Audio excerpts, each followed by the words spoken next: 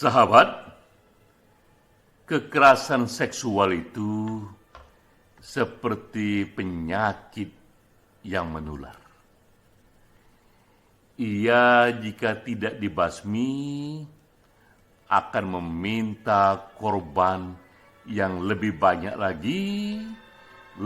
lagi, karena pelaku kekerasan seksual jika ia tidak dibuat jera, ia cenderung akan mengulangi perbuatannya mencari korban-korban baru. Acap kali korbannya itu adalah mereka yang di bawah otoritasnya, bahkan kadang-kadang juga putri-putri di bawah umur.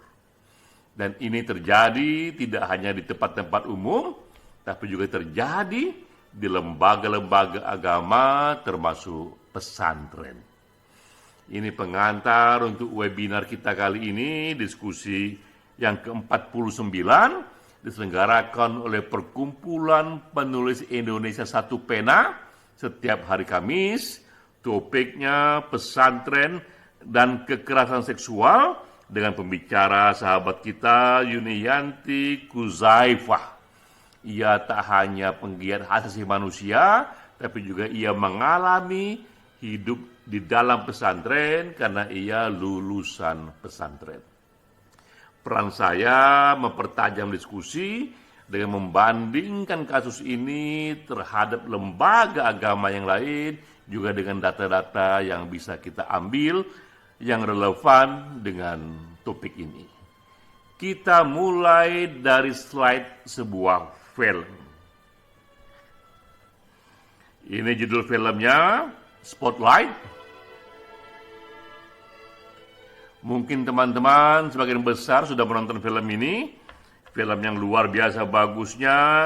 Ia menang Oscar di tahun 2016. Film ini dibuat berdasarkan sebuah investigative report yang dimuat oleh harian The Boston Globe. Bahkan reportasenya sendiri memenangkan Pulitzer Prize di tahun 2003. Ini penghargaan tertinggi jurnalisme. Jadi kita lihat di sini kisah ini tak hanya memenangkan penghargaan tertinggi jurnalisme, tapi juga penghargaan tertinggi sebuah film. Apakah gerangan yang membuat ia begitu dramatik?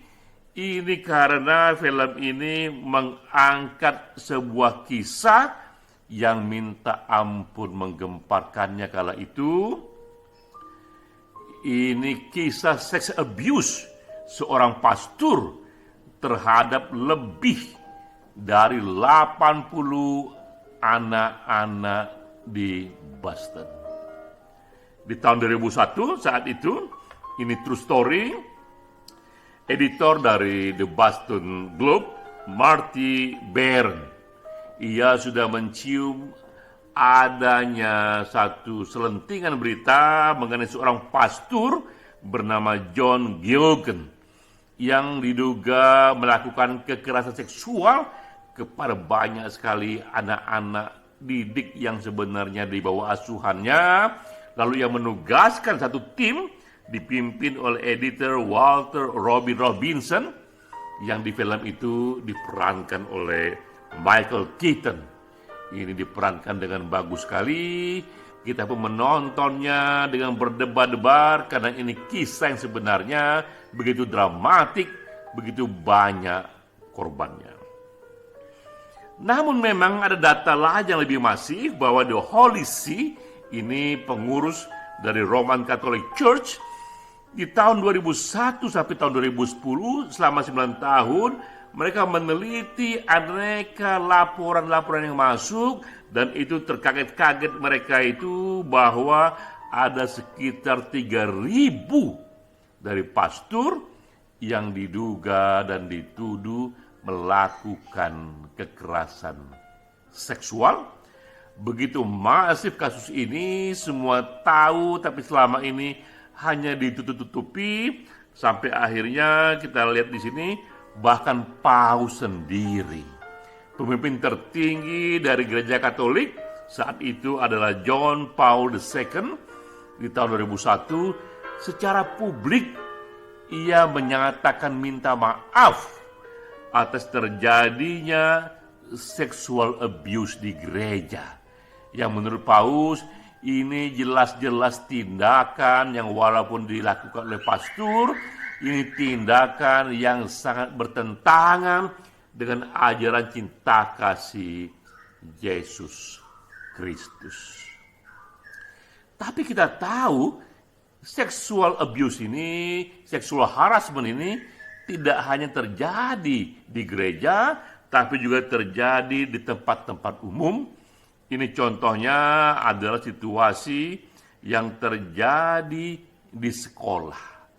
Katakanlah ini di tempat yang sekuler, sebuah riset yang diselenggarakan oleh American Association of University Women di tahun 2002 atas 2064 siswi yang masih kelas 8.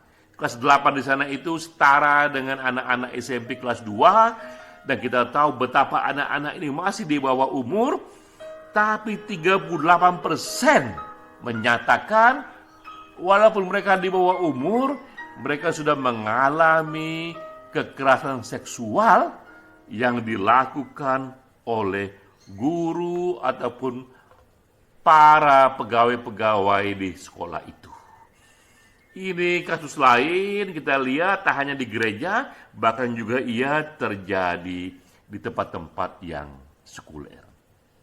Nah, kini di Indonesia kita pun semakin ramai dengan berita kekerasan seksual di aneka pesantren-pesantren di Indonesia.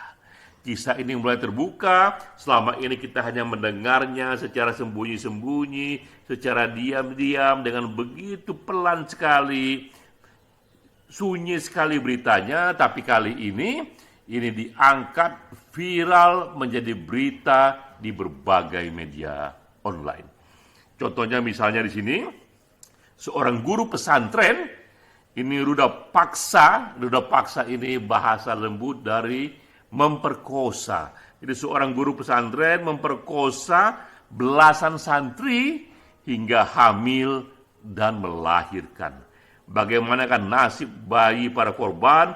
Ini contoh berita yang dimuat di Tribun News pada 10 Desember 2021. Sudah terbuka berita ini dan menjadi viral karena ini juga sangat dramatik sekali. Satu guru pesantren menghamili, memperkosa begitu banyak santri-santri hingga ia melahirkan. Ini juga berita bulan lalu di Juli 2022. Ini kasus dugaan pelecehan seksual dari seorang anak kiai di Jombang. Begitu juga berwibawa anak kiai ini sehingga Kabar Reskrim mengatakan para orang tua tarik anaknya dari Ponpes Sidikiyah. Contoh saja ini, betapa yang melakukan kekerasan seksual itu orang-orang yang dihormati, mereka yang selama ini dianggap menjadi pelindung, yaitu guru-guru di pesantren dan juga bahkan anak kiai pemilik pesantren. Nah, tidak hanya di dua tempat ini, tapi koran-koran juga memberitakan berbagai kekerasan seksual di pesantren dari Aceh hingga ke Sulawesi Selatan.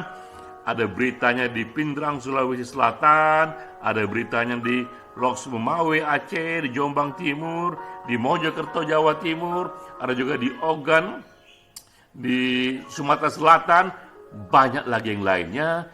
Semakin terbuka mata kita bahwa tidak hanya terjadi di gereja di Eropa sana, tapi juga terjadi di pesantren-pesantren di negara kita sendiri. Lalu muncul pertanyaannya, apakah gerangan penyebab terjadinya seksual harassment itu? Ada 5 penyebabnya di sini. Ini hasil riset yang kita kompilasi dari berbagai sumber. Penyebab pertama adalah acap kali karena ini terjadi antara mereka yang memiliki kekuasaan dominan atas korban. Ini ada power diferensial, ada ketidaksetaraan kuasa dalam relasi guru dan murid biasanya, di mana gurunya punya otoritas yang besar sekali, dominan sekali kepada murid itu, dan sang murid ini menampakkan satu sikap yang pasrah, yang patuh. Itulah yang mensimulasi terjadinya kekerasan seksual. Jadi unsur pertama adalah power diferensial, adanya relasi hubungan kekuasaan yang begitu berjarak antara mereka yang punya otoritas yang sangat dominan. Hal kedua yang menyebabkan ini terjadi, acap kali di lingkungan itu kekerasan seksual itu ditoleransi, atau setidaknya pelakunya tidak dibuat jerah, bahkan ditutup-tutupi, dicari jalan damai dan dikatakan itu hal yang sudah biasa, jangan terlalu kau pikirkan, nanti juga itu hilang sendiri. Dan akibatnya tindakan ini terjadi lagi dan lagi. Ketiga penyebabnya juga acap kali jika ini diderita oleh remaja di bawah umur, mereka sendiri tak terlalu paham sebenarnya apa itu kekerasan seksual, apa saja yang ada di sana definisinya, dan mereka tak tahu juga, tak terinformasi juga bahwa pelakunya, walaupun itu guru yang ia hormati, walaupun itu guru ngajinya, pelaku itu pun bisa dihukum karena dianggap ia melakukan satu tindakan kriminal. Mereka tidak tahu, para korban-korban ini. Keempat juga, acap kali terjadi di satu lembaga di mana buruknya prosedur atau kebijakan menangani kekerasan seksual, termasuk di pesantren. Bisa kita yakini sekarang ini dari 100% pesantren, seberapa banyakkah di sana misalnya yang sudah membangun satu SOP, standar operasi prosedur, apa yang mesti dikerjakan untuk menghindari terjadinya kekerasan seksual kepada santriwati, bahkan juga santri kadang-kadang yang mondok di sana. Jadi memang belum ditata di sana secara internal, secara kelembagaan, satu prosedur yang mengawasi, yang bisa mendeteksi sedini mungkin agar tak terjadi kekerasan seksual di sana. Kelima juga unsur yang tak kalah juga hadir di sana, acap kali memang ini terjadi kepada pelaku yang mengalami sakit mental, kelainan jiwa, atau setidaknya stres yang berat, sehingga akibatnya pelampiasannya kepada satu stres yang berat itu, ia kerjakanlah itu berbagai kekerasan seksual untuk channeling aneka stres sang guru ataupun anak kiai dan lain sebagainya. Kombinasi dari 5 ini yang acap kali menjadi penyebab hadirnya kekerasan seksual di aneka pesantren, dan itu terjadi berulang-ulang karena jarang sekali diungkap secara terbuka, bahkan cenderung ditutup-tutupi. Lalu sekarang kita sampai kepada rekomendasi bahwa kekerasan seksual ini tak bisa lagi ditoleransi, harus zero toleransi, karena jika tidak, ya terus berkembang biak, maka kita tahu pesantren itu tak bisa mengontrol dirinya sendiri, karena itu perlu dikerjakan di sini, dihadirkannya kontrol eksternal untuk mengurangi kekerasan seksual di pesantren. Di samping memang di setiap pesantren yang baik, itu mungkin mereka memiliki sendiri cara-cara internal, tapi tak lagi terhindari karena sudah begitu masifnya. Kontrol eksternal sudah harus diterapkan, sudah harus dipaksakan terjadi di berbagai pesantren. Apakah itu kontrol eksternal? Pertama adalah kontrol dari keluarga santriwati. Sebelum murid-murid putri juga putra kadang-kadang itu dikirim kepada pesantren, mereka sudah terlebih dahulu di briefing, diajak bicara oleh keluarganya, sehingga keluarganya pun perlu diberi informasi bahwa mereka harus membriefing dulu anak-anaknya, memberikan dulu kisah kepada anak-anaknya untuk hati-hati di pesantren karena ada berita. Tunjukkan saja berita itu, ini semacam pendidikan seksual di keluarga, bahwa ada kekerasan seksual yang kadang-kadang terjadi di pesantren, tidak di semua pesantren, tapi bisa terjadi juga di pesantrenmu, anakku. Karena itu hati-hatilah, ini beritanya, ini kasusnya, kau harus berjaga-jaga diri, bahwa kau punya hak untuk menolak. Jadi ada semacam pendidikan informal seksual di usia-usia dini kepada putra-putri yang ingin masuk ke pesantren. Dan jangan lupa juga, dan ini juga harus dipaksakan kepada pesantren untuk jangan menghalangi ini, bahwa setiap putri-putri yang mampu ia perlu dibekali handphone, karena dengan handphone inilah ia bisa mengkomunikasikan apa saja yang ia alami di pesantren. Karena sang putri ini acap kali ia tinggal di pesantren, berbulan-bulan di sana, tak dikunjungi orang tua, akibatnya 100% nasibnya diserahkan kepada baik dan buruk dari guru-guru di pesantren sana. Dengan adanya handphone di tangan, ini menjadi komunikasi yang baik sekali. Jika terjadi sesuatu di sana, sang putri cepat sekali bisa mengabarkan kepada orang tuanya. Jadi kontrol eksternal pertama yang penting adalah kontrol dari pihak keluarga sendiri. Kedua, kontrol dari pemerintah. Saatnya pemerintah, apakah melalui Kementerian Agama atau lainnya, saatnya pemerintah juga menjadwalkan kunjungan secara reguler kepada aneka pesantren itu. Ini bisa didelegasikan, tapi harus ada kunjungan reguler itu, di mana wakil dari pemerintah datang ke pesantren, silaturahmi di sana, tapi juga membuka dialog kepada para santriwati untuk juga melakukan deteksi dini, untuk mengetahui dengan checklist yang disiapkan, untuk melihat apakah terjadi satu kekerasan seksual di pesantren itu. Karena dengan dikerjakan secara reguler, ini sendiri sudah bisa untuk sedikit mengontrol, paling tidak terjadinya kekerasan seksual, ataupun ini bisa menjadi channeling, saluran bagi santriwati-santriwati untuk mengadu, karena kemana lagi ia ingin mengadu. Ia terisolasi, hidup di dalam pesantren itu. Ketiga, ini kontrol dari masyarakat sendiri. Kita sungguh berharap semakin banyak dan semakin kuat tumbuh civil society untuk advokasi, perlindungan, dan informasi bagi kekerasan seksual, termasuk di pesantren-pesantren. Dengan maraknya berita kekerasan seksual di pesantren-pesantren, dan kita membaca sendiri betapa putri-putri tanpa dosa itu yang mungil itu, bahkan banyak juga yang di bawah umur, sudah diperkosa secara paksa oleh guru pesantrennya sendiri, oleh anak kiai juga di-harassment. Dan kita tahu majoriti pesantren itu suci, bagus, tapi tentu saja ada berbagai kasus di sana.